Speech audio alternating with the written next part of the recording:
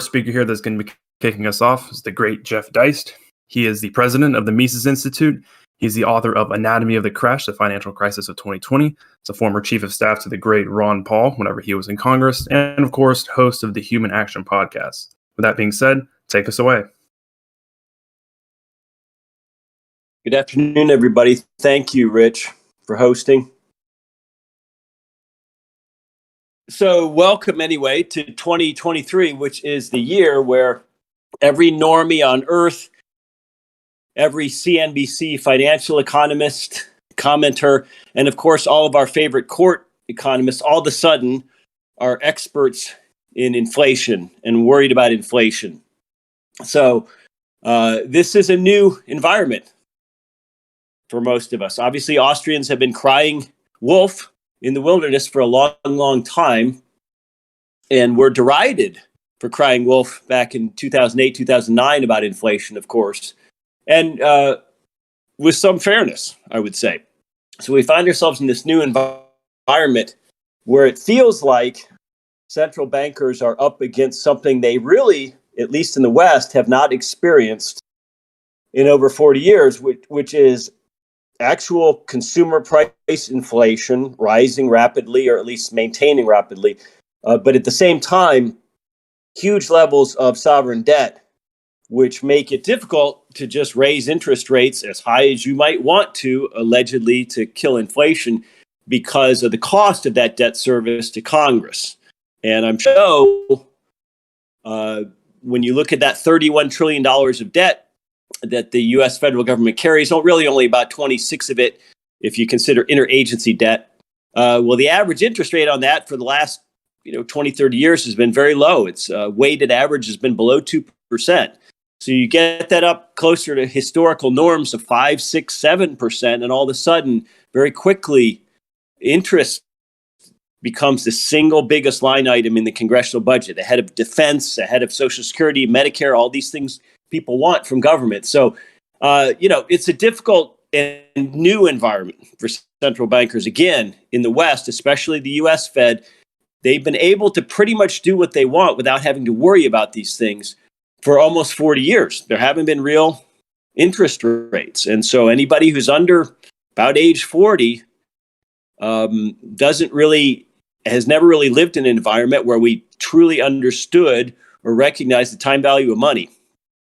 So that's unusual. And when we think about economics, when we dial back to a 50,000 foot view and we say, well, gee whiz, in this new environment in 2023, after COVID, what can the Austrian school do to position itself to be relevant, to be vital in the national debate? Because if you look at the last crisis of 2008, probably the Austrian school took a bit of a black eye. Well, I think first of all, we have to understand that, mainstream economics and economists more generally, whether academic or professional places at the Fed, I think they've really lost the plot. In other words, the economics is a social science. It is supposed to help us understand the human world and make better sense of it. It's not there to help us understand atoms or molecules or statistical models. And so, is economics doing its job? Is the profession doing any good? I mean, that's a pretty serious question. From where I sit, I would argue that the profession is doing a fair amount of harm in that it's providing intellectual cover for a bunch of bad, what I guess I'll call public policy ideas. And so economics doesn't exist to provide sinecures. It doesn't exist to provide academic tenure. It doesn't exist so a bunch of people can work at the Fed or even at Amazon, right? It exists to help us understand the world, the human world, and as a result, become happier, healthier, wiser, wealthier. And so let's not forget that that's the goal. And so the Austrian school ought to take its place amongst the voices trying to further that goal, because I'm not so sure that that's what mainstream economics is really about these days. So before we can maybe consider what Austrians have to offer the public in 2023, I think we have to understand a little bit about where we are.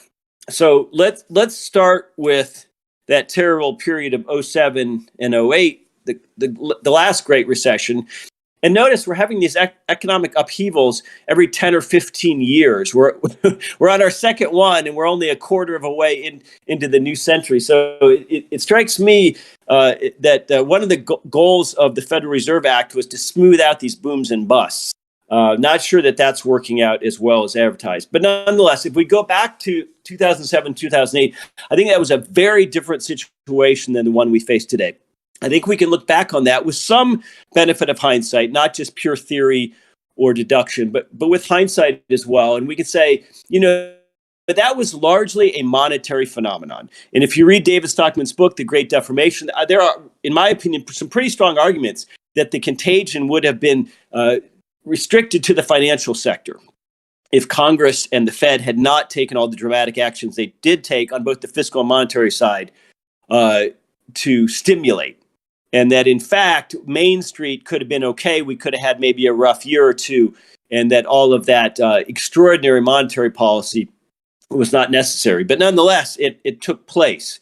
And so when we look back on that, we have to understand that, again, most of the action was on the monetary policy side. There was some fiscal stimulus among the outgoing Bush administration, but this was mostly new extraordinary Fed policy where the Fed's balance sheet went from under $1 trillion to over $4 trillion. Interest rates were shoved even further down than they had been. And a couple other unusual things happened during that period, which I think bear remark. One is that bank reserves were the monetary choice. Right? In other words, the Fed created money and bought assets from commercial banks, mostly treasury debt, and also a lot of packaged mortgage debt. Okay, so all of that money, all of that newly created base money simply became bank reserves amongst on deposit with the Fed amongst member banks and commercial banks. So what we didn't completely understand, and we understand better now, given hindsight, of course, is that bank reserves don't guarantee lending. As a matter of fact, of course, bank reserves by definition are not lent to the general public or to commercial borrowers. They're just lent between banks. So you basically had the Fed recapitalizing a bunch of insolvent banks, like B of A. They were forced to buy Countrywide. If they had had to mark to market the value of those Countrywide mortgages, that company would have been enormously underwater. But that didn't happen. They weren't required to do that. And so basically all that QE, which took place in earnest between, especially 08 and 12 to 14 and there, was a form of recapitalizing the banks. And so banks found themselves they weren't reserve restrained, they were capital restrained. They still needed to go out and find creditworthy borrowers and good projects. And in the teeth of a pretty nasty economy, they were actually pretty happy to leave those reserves parked with the Fed. And there wasn't even much overnight lending or interbank lending because, again, they were all flush with reserves. They didn't have to borrow from each other. So those reserves really in no way, shape, or form made their way out into the broader economy in the way some Austrians thought they would, and thus create price inflation, consumer price inflation. And the other thing that goes oftentimes unnoticed, but some economists have written about, is that for the first time, the Fed started paying interest on excess reserves held by member banks. So this was actually something that a lot of people think the Fed just ginned up on its own as a policy. This was actually a law passed by Congress back in 2006. And it was designed to go into effect in 2011. This was actually a long-time monetary policy tool the Fed had sought. Even Milton Friedman advocated this. They wanted to be able to control the Fed funds rate better or the targeted Fed funds rate better by paying interest on reserves. So what happened is this law passed in 2006 was accelerated to go into effect in October of 2008. So all of this extraordinary monetary policy of the time ended up creating a bunch of bank reserves, effectively recapitalizing the banks and making them solvent in the nominal sense anyway, and also paying them interest on those reserves, which again further decreased any appetite to be moving those reserves around interbank. So that the the takeaway here is that all that QE, all that Fed balance sheet growth did not directly flow into the economy in the way that fiscal stimulus does. And so again, the banks were not reserve constrained; they were capital constrained. So banks have capital requirements; they have to have credit-worthy borrowers. They have to make money above their costs to stay in business. So we didn't, that's all very clear and easy to say now, looking back on the situation. But nonetheless, I think we all understand, and I think even the general public senses, that taking the Fed's balance sheet and quadrupling it, and of course, we'll get to how much higher that balance sheet has gone since the '08 crash, that was going to come with a cost somehow. The question is how and when over time does that cost occur, and how do we pay for it? So I'm going to recommend to our listeners a great article. Some of you are probably familiar with Lynn Alden. She's an investment advisor. She published an article called "The Ultimate Guide to Inflation" back in 2021, and for a long time it was paywalled. But anyway, when I just Google Lynn Alden Guide to Inflation, at current it's not paywalled. You'll come up with her website.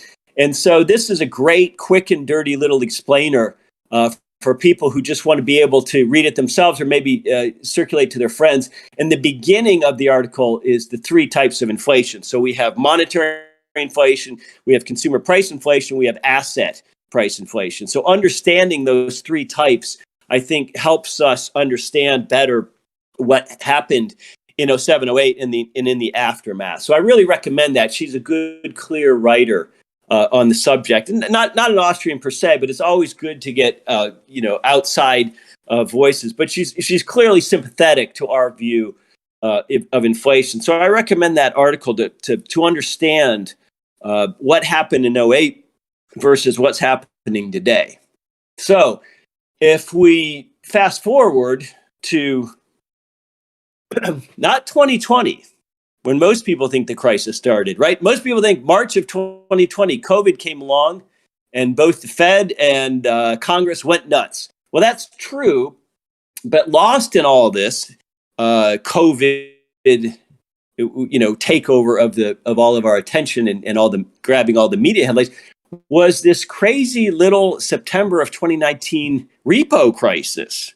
Now, this was an event that caused a lot of shock and awe amongst the financial journalists because just a year or two before, the Fed had finally started its vaunted, famous tapering project, where it was going to take that balance sheet, which had gotten up way over $4 trillion at one point, and they were going to start to let these treasuries that they own mature and roll off rather than purchasing a new or recapitalizing those treasuries. So as a result, the Fed's balance sheet actually went down a little bit, not much as a percentage, but it went down a little bit for a period of about a year.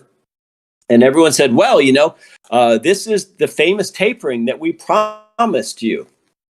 That, we're going to reduce the Fed's balance sheet. Eventually, this extraordinary monetary policy will come to an end. And this was promised all the way back by Fed officials back in 2010. I mean, James Bullard, who was president of the St. Louis Fed, he said, the FOMC, we intend to return the Fed's balance sheet to its normal pre-crisis levels over time. Once that occurs, the Treasury will be left with just as much debt held by the public as before the Fed took any of those actions. Well, that's a strong statement because that would require taking the balance sheet from over $4 trillion down to below $1 trillion. And of course, we all know they were never going to do that. But he could say that in 2010 with a straight face. So you fast forward to about 2018, and it actually kind of started trying to do that a little bit. And there's a statement from the St. Louis Fed in 2013 by a pair of Fed economists, David Endolfato. Many of you know that name. He was on a Bob Murphy podcast. Not an Austrian, but a friendly guy. And Lee. And so they basically came out with this, this paper saying, hey, look, everyone's telling us the Fed is just monetizing debt and we're financing the federal government through this monetization. No, that's not true. That because this treasury debt isn't going to be permanent. That would mean that the supply of new money would also be permanent. That would mean the federal government can essentially borrow and spend this new money for free. So, they said very honestly, thus, under this scenario, money creation becomes a permanent source of financing for government spending. So they admitted that. Well, it's not admission. I mean, monetary policy people just sort of don't think like us. To me, that's a gotcha or an aha moment. But to them, it was just, business as usual. But then this press release also says, on the other hand, if the Fed's increase in Treasury debt holdings is temporary, and the public will expect the monetary base to go to a more normal level, the Fed's selling the securities or letting them mature without replacing this. Under this scenario, the Fed's not monetizing government debt. And some other means other than money creation will be needed to finance the Treasury debt return to the public through open market sales. Well, that's interesting. I don't know. When I was a kid, I used to think we financed the government with taxes. I guess I'm showing my age here. But at any rate, my point is that the Fed told us that, all this $4 trillion of new Treasury debt and mortgage debt we added is temporary. Okay.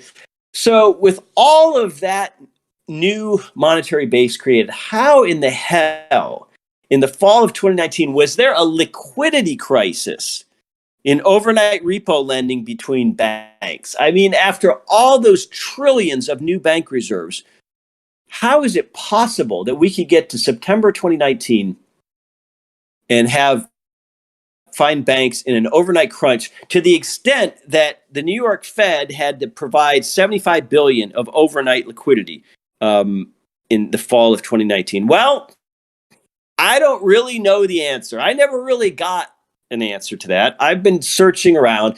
But what happened, and some people would call this a conspiracy. I don't think it is. But I mean, some people say it's awfully convenient that right when the Fed was starting to have to once again increase its balance sheet and provide liquidity and stop even that modest tapering it had begun, all of a sudden, there's this virus in March of 2020. And of course, because of the severity of the crisis, I would argue there was a dramatic overreaction by governments worldwide to this virus. That's a separate debate. But nonetheless, nobody questioned in the face of this virus and the lockdowns, the economic lockdowns, that extraordinary Fed action was necessary.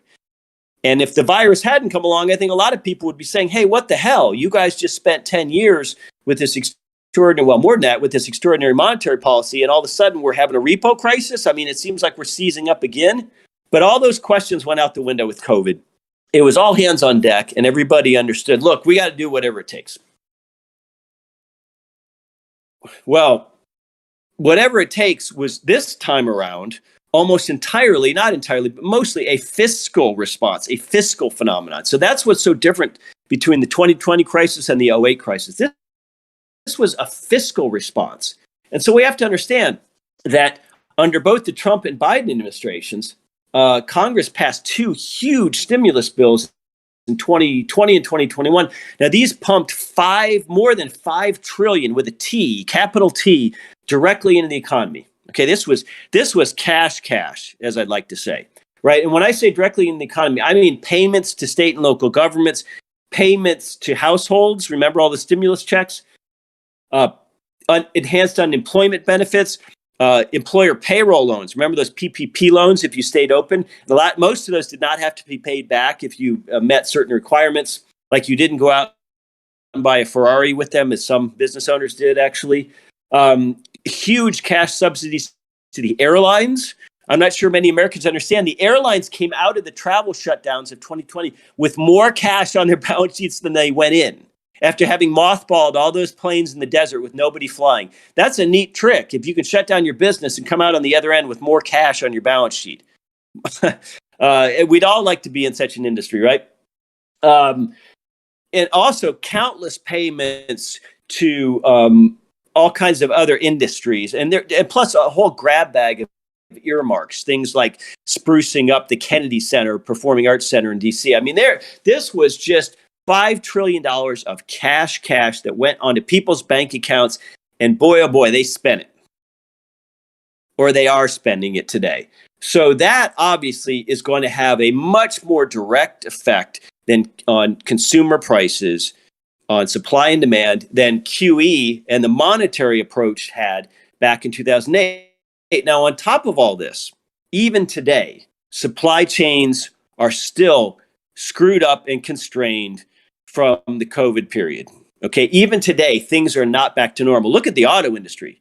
They're still expecting chip shortages and basically shortages in the amount of new cars available in the United States throughout 2023, which of course is going to put pressure on used car prices because there's fewer new cars to buy. So these things still have not worked themselves out. Okay. So at the same time as you're pumping $5 trillion in direct cash stimulus into the economy, you are sending people home to make fewer goods and services under the lockdowns. You're screwing up supply chains all over the world. And remember, this is a just-in-time society we live in terms of inventory. Everything is about lean. Everything's about not having a ton of inventory. Everything is about streamlining, using economies of scale around the globe, and having huge container ships take everything around. And of course, that's a miracle. We're all for global trade and specialization, comparative advantage. I mean, that's one thing that makes us all so wealthy today. But, when you shut it down, you got some problems because companies don't have inventory laying around the way they would have had 30 years ago, let's say. So you've got huge fiscal stimulus at the same time as you have enormous constraints on supply. I mean, people just aren't going to work. They aren't traveling as much. They aren't going out to dinner as much. They aren't buying as much gasoline. I mean, it doesn't take a rocket scientist. You don't have to study monetary policy. This was a fiscal phenomenon. So I think as a result of that, we have to view the situation we're in 2023, still coming out of the COVID malaise. I think we have to view it differently to what David Stockman calls the BlackBerry panic of 2008. BlackBerries, for those of you who don't know, were the things everyone carried around before smartphones. Meaning what he meant was that crash would have largely affected the financial class, the banking class, the lending class, the stock and bond holders, not so much mom and pop. Whereas this is a very different kind of crisis. So if we understand it correctly, and we say, what can Austrian economics do? What can people who think like us do to tell a good story in 2023, to help to build a narrative, to help people understand the situation? Because again, I don't think mainstream economists are going to provide any help. I think they're going to just pivot and start sounding like Austrians on inflation. And of course, they're going to prescribe the same terrible kicking the can down the road that they prescribed the last time around. So these are not the people who are going to save America from its own political high time preference tendencies, right? If we listen to them, we're cooked. So, we have to be trying to get out there with the real message. And I think we have to be talking to normies. We have to be talking to just intelligent lay people. I think we have to have the mindset of doing an end run basically around academia and the talking head economists, the Paul Krugmans of the world, because they still have the bad incentives to keep parroting this idea that you can tinker with knobs and you can use fiscal and monetary policy to somehow create a greater wealth in society through financial engineering, when we all know the only way to create greater wealth in society is to have profits which produce capital accumulation, which produce capital investment, which produce greater productivity. There's no shortcut.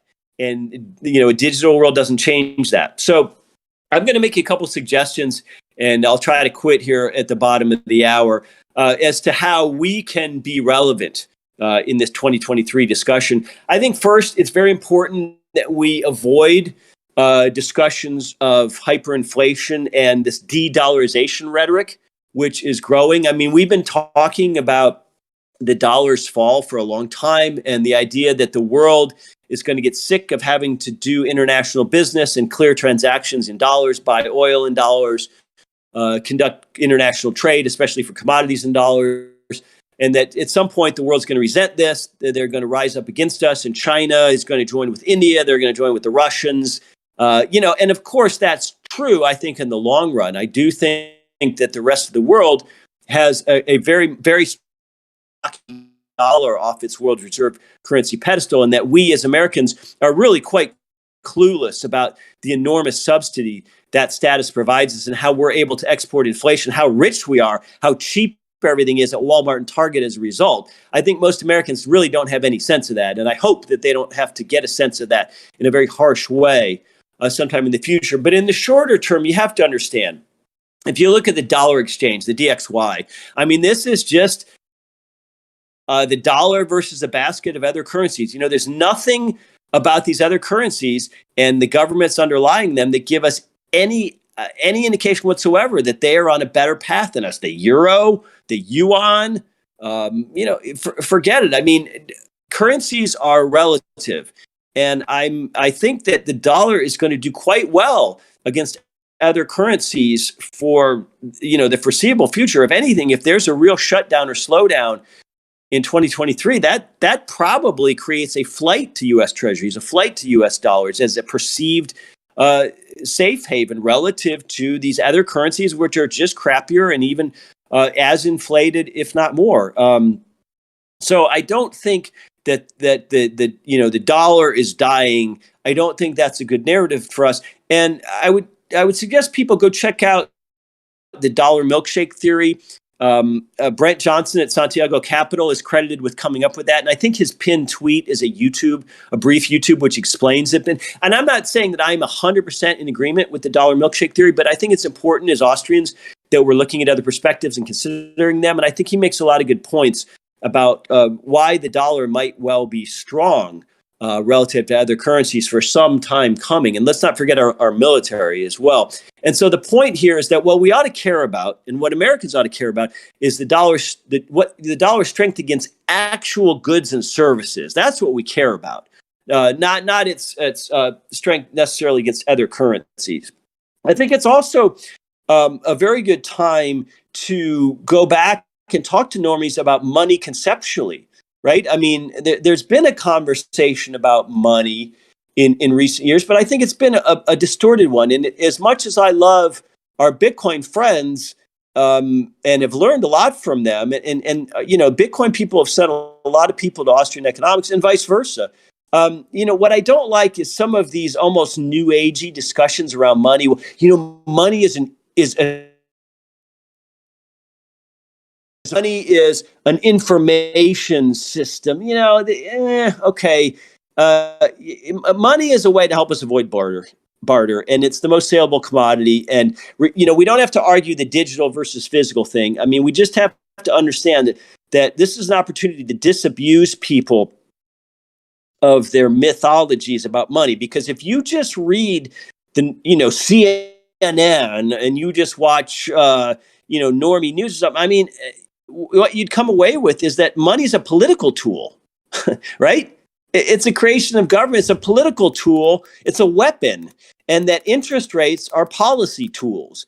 They're like knobs. They're like dials that you turn on an old tube amp or something. This idea of money as a political tool is very, very harmful. And I think we have an opportunity, if people are starting to get upset about inflation, to disabuse them of that. And I think at the same time, to really attack this expertocracy, this technocracy idea that there are these really smart central bankers and they all went to Wharton and Stanford and Sorbonne or whatever. And we need to listen to them because, this stuff's just too complicated for us.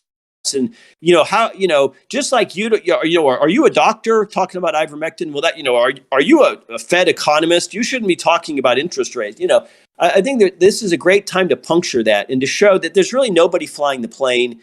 That these guys are making it up, that this is all ad hoc, that some of the things like, for instance, Jerome Powell is saying are directly contradictory to what he was saying a year or so ago. And it harkens back to when Benjamin Bernanke was saying, the housing market looks pretty good. And he's saying this in 2006 or whatever.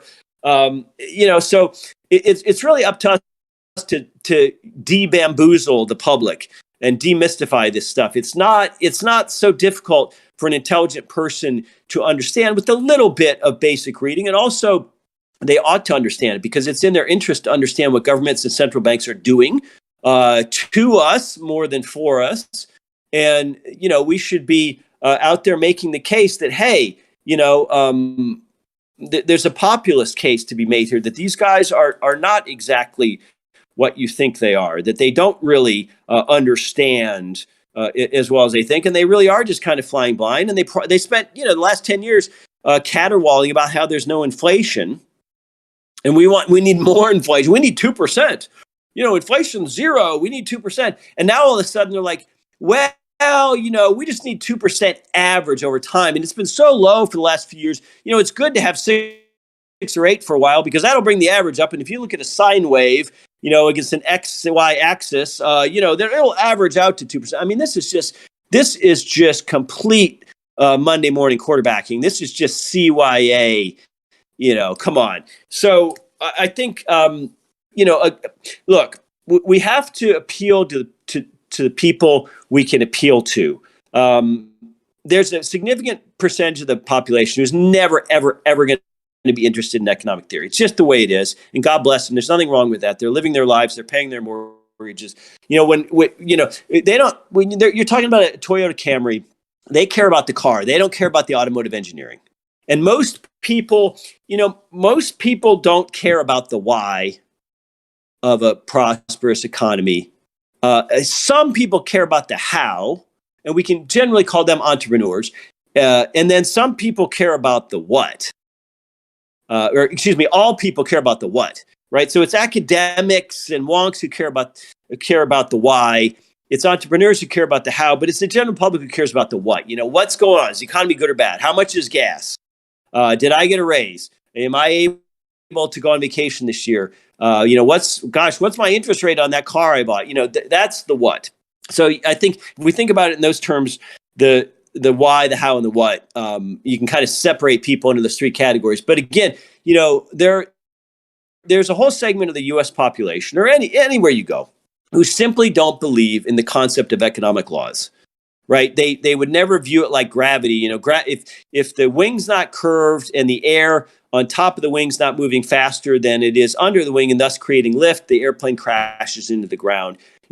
Everyone would nod their heads. If the bridge is not constructed using the right mathematical calculations to bear a certain load, when the truck drives over it, maybe the 100th time, the bridge collapses. I think people can nod their head and understand that.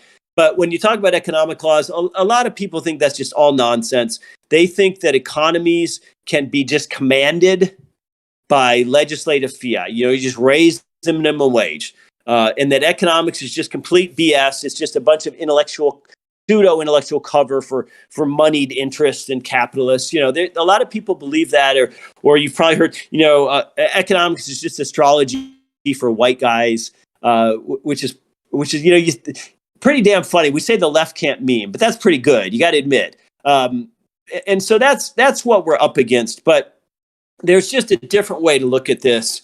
And I think the Austrian school can offer a better understanding of where we are and how we can rebuild. The productivity, Say's law, production precedes consumption. That's the way to approach this. To say, hey, there's the way forward is not through some esoteric new knowledge or through some, new monetary system, central bank digital currencies, or some new currency under the auspices of the IMF or the World Bank. We have the knowledge. Everything old is new again. And I think we just have to have the courage to go out there and challenge the so-called mainstream, the so-called orthodoxy, and just talk to normies and say, look, how's that Fed working out for you, my friend? Are you getting an 8, 9, 10% raise every year at work, or is your business growing 8, 9, 10% a year? The answer is probably no. And that's our opening. So that's my piece for today, to just try to give an overview of where we are and how Austrians might have something to say about it. So, I appreciate Rich doing this, and I thank all of you for listening. Absolutely. So we have a few questions here for you. First one here is, what is your outlook for 2023 in terms of inflation? I think they'll be able to say it's down nominally. I think they will do whatever they have to do to turn bad news into good news. Just these rate hikes. I mean, this is sort of like, shooting yourself in the foot because you've got a hung toenail. I mean, this idea that rising prices means we ought to raise interest rates to reduce all the froth in the economy and bring down wages and increase the cost of capital. Well, we need more production. The natural response to rising prices would be more production, not less. And so this is almost like bloodletting. We're trying to get less production. We're trying to quell wages. And let's not forget, it's not proven that raising interest rates per se reduces inflation, because if anything, it increases the cost of capital for firms trying to create goods and services, but also those marginal firms that are more leveraged than others, those ones that are shakier in their industries, a lot of them might go out of business if they don't operate as much on free cash flow and operate more on debts. They're a zombie company or whatever. So raising interest rates and quelling supply, trying to push down wages. I hope someday we look back on that and say that's pretty crazy. But I do think that these interest rate increases, they will pivot on that in 2023. They won't keep raising, but I think the raising they've done to date will probably bring down nominal inflation somewhat. All right, next question. What are your thoughts about the impending threat of central bank digital currencies? Any advice on how to avoid/resist this draconian possibility? Well, it's one of the biggest threats facing us, along with what I would say is, along with maybe second is the amount of derivatives out there. The shadow banking contagion is pretty terrifying if you think about how much bigger all the debt has gotten since '08. But if you Google, there's a great short segment, Neil Kashkari, I think he's at Chicago Fed, excuse me if I'm wrong, and he gives about 2 or 3 minutes on how terrible central bank current digital currencies are. The only reason you would have them is to spy on people, to tax their transactions, to impose a negative interest rate on them, on their accounts. And there are members of Congress who flat out say, why don't we just get rid of commercial banks and everyone's bank account is with the Fed? And then we can just credit your account with some money to stimulate, or we can, I suppose if you're a January 6th insurrectionist, we can put your account on hold, whatever it might be. I mean, this is genuinely being talked about. And there's a trial balloon with some of the commercial banks like Citi and B of A in New York on the technical attempt to work it out. So I think what you'd see at first would be a straddle, a hybrid where there are ostensibly private banks, B of A and such, involved. It wouldn't just be a Fed account, but then it could lead to that. So it's really quite terrifying. And I think what it's going to take for them to try to engineer that would be another real crisis. So if this recession, which appears to be unfolding in 2023, if it turns really, really serious into some sort of global deep recession like we saw in 2008, they might seize on that to say, well, look, folks, we can't have all these countries just issuing their own currencies and their own bond debt willy-nilly and competing with each other. It causes too many dislocations. So now we need to centralize all this. That's going to hold an awful lot of appeal to politicians. I mean, that is, talk about the serpent in the Garden of Adam and Eve. That's really scary stuff, and we ought to be out there. I mean, we ought to be out there at the forefront of attacking that. Speaking of recession, next question here is: should we expect more tech layoffs in 2023? I don't know. I'm not really close to the tech industry. I have a brother in it, but look, there's probably, the tech industry has generally higher salaries. It's been a real bright spot for the United States. If we go all the way back to the late 90s, when all those, when everyone was just getting online and email was new and all that stuff. I mean, America was a real leader. And we talk about we've lost all our manufacturing jobs and we don't make steel and all that. Yeah, but we were a king hell leader in software, and Silicon Valley was a real bright spot. And even today, there are an awful lot of people who without being entrepreneurial, just having some brains and being good at their jobs, and make $200,000-$400,000 a year. So I think probably as a percentage, you would expect an industry like that to lay off more people than a more garden variety industry that's full of $40,000 a year people. I mean, I think that just makes sense. But it's hard to say. I mean, how much TikTok and how much coding do we need? I don't know. I guess that's above my pay grade. Next question here is, with bonds getting crushed this year, could we expect greater fiscal constraints on state governments moving forward as deficits become harder to finance? God, I hope so. Look at California. I mean,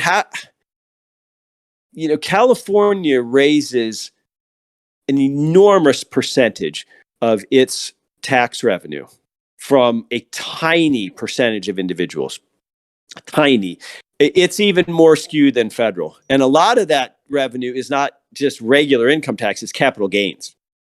And so if those capital gains returns drop, and more importantly, increasing those, just literally less than a million people, a few 100,000 people who really fund California, if they increasingly flee, as they are, they're going to Incline Village, Nevada, they're going to Florida, they're going to Palm Beach, they're going to Austin, they're going wherever they're going.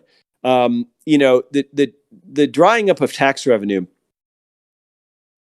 is going to just challenge the hell out of these governors, because I mean, who wants to lend California money on a let's say a bond for high speed rail or some total bullshit, at anything other than the junk bond rates? Not me. So look, we have this bizarre idea in the U.S. that when there's an economic slowdown or recession, the government should spend more, and that the private sector should tighten its belt. Now that's led to some very perverse outcomes. I mean, some of these pension fund liabilities, for example. Boy, oh boy, I hope that's true. But you got to think, at the end of the day, when it comes to interest rates, the Fed is always going to ultimately come down on the side of bond and equity markets over average people. I mean, I think it has to do that just because of the solvency of its own member banks, their stock price at the end of the day. So if I have to guess, I will say that the Fed will pivot on rates this year and that they won't go up that much more. And so as long as you're in a state that's not dying, as long as you're in a state like Florida or something like that, right now, the state budgets coming out of COVID are actually pretty healthy. I live in the state of Alabama, and it has record surpluses.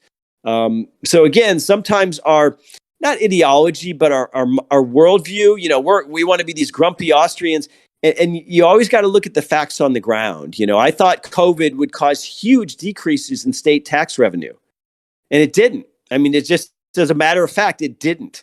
I was wrong. And sometimes you just got to look at that. So I don't know. I can't imagine as Uncle Sam gets increasingly dysfunctional, maybe state and local governments are actually going to increase what they do. We'll do one last question here, and we'll take a break from economics and finance. Last question here is, do you think that the latest All Quiet on the Western Front movie did just the book? Oh boy, I've read that book a million times as a kid. I've seen the movie, different versions of the movie. I haven't seen the new one on Netflix because I don't have Netflix.